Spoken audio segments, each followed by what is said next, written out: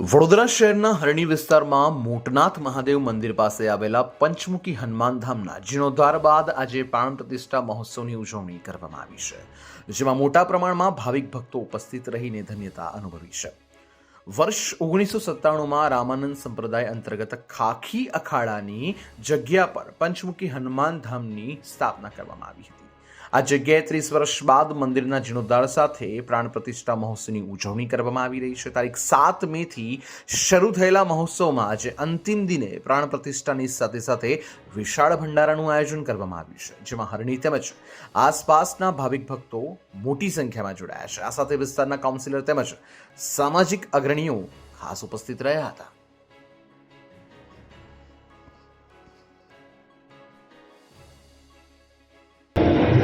આજે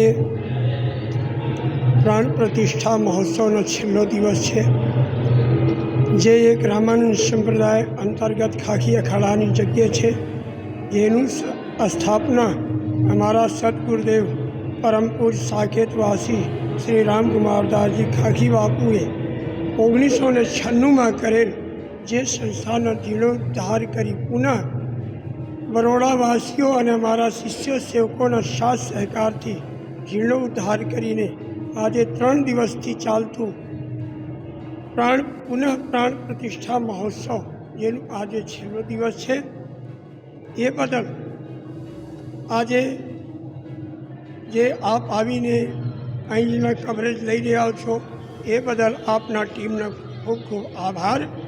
અને બરોડાવાસીઓને એવું સંદેશ છે કે આ હનુમત ધામને પોતાનું માનીને બરોડાવાસીઓ સંસ્થા પ્રત્યે અપનત્વ ભાવ રાખીને સદા દર્શન કરીને જીવનને અચૂક લાભો આપે અને જીવનમાં સનાતન ધર્મના સ્થાપના કરે એવી ભગવાન સીતારામજી મહારાજ, પંચમુખી હનુમાનજી મહારાજ, પરાશક્તિ ઉમિયા માતાના ચરણોમાં વંદન એ શબ્દોની સાથે જય સિયારામ. જય શ્રી રામ. આજ રોજ વોર્ડ નંબર 3માં પંચમુખી હનુમાનજી, જેના મહારાજશ્રી રઘુરાજજી મહારાજશ્રીના સાનિધ્યમાં આજ રોજ પ્રાણ પ્રતિષ્ઠા મહોત્સવ અહીંયા પુનઃ થઈ રહ્યો છે.